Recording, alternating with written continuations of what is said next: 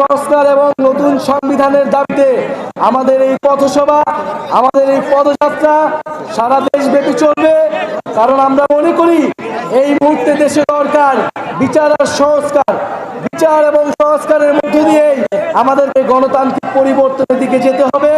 প্রিয় জয়পুরহাটবাসী, আমরা জয়পুরহাটের নানান সমস্যার কথা শুনেছি এখানে এসে।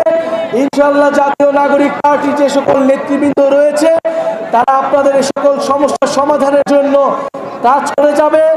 আগামী ৩রা আগস্ট শহীদ মিনারে আমরা যেভাবে এক দফার ঘোষণা দিয়েছিলাম, এবছর শহীদ মিনারের ৩রা আগস্ট একইভাবে বিচার সংস্কার, নতুন সংবিধান এবং দেশ পুনর্গঠনের ইস্তিহার ঘোষণা হবে। নিশ্চিতভাবে সেই ইস্তিহারে জয়পুরহাটবাসীর ভবিষ্যৎ মুক্তির কথাও থাকবে।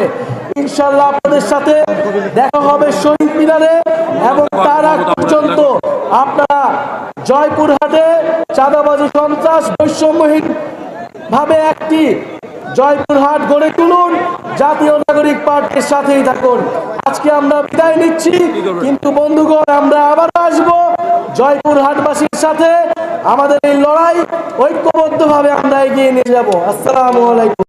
শহীদ মেহেদী হাসান, শহীদ রিয়া আক্তার, শহীদ নজিবুল্লাহ সরকার, শহীদ মিনহাজ সহ আরো সকল শহীদকে আমরা আজকের এই সমাবেশ থেকে গভীর শ্রদ্ধার সাথে স্মরণ করছি জুলাই গণঅভ্যুত্থানে জয়পুরহাটবাসীর যে সকল সাহসী সন্তানেরা আহত হয়েছিলেন।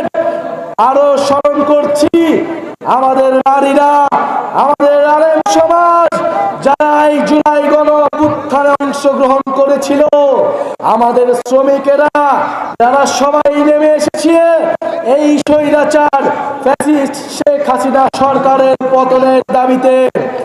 প্রিয় বন্ধুগণ, ২০২৪ সালে আমরা আন্দোলন করেছিলাম, গণ অভ্যুত্থান করেছিলাম শেখ হাসিনা সরকারের পতনের জন্য।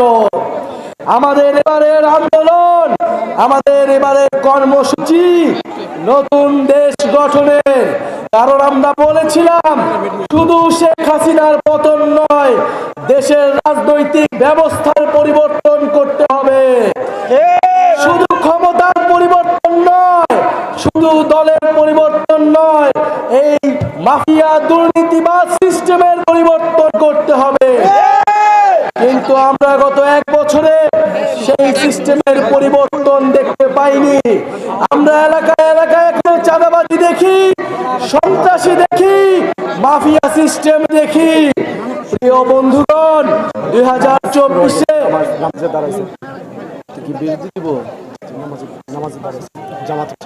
নামাজের জন্য আমরা 2 মিনিট বিরতি দিচ্ছি।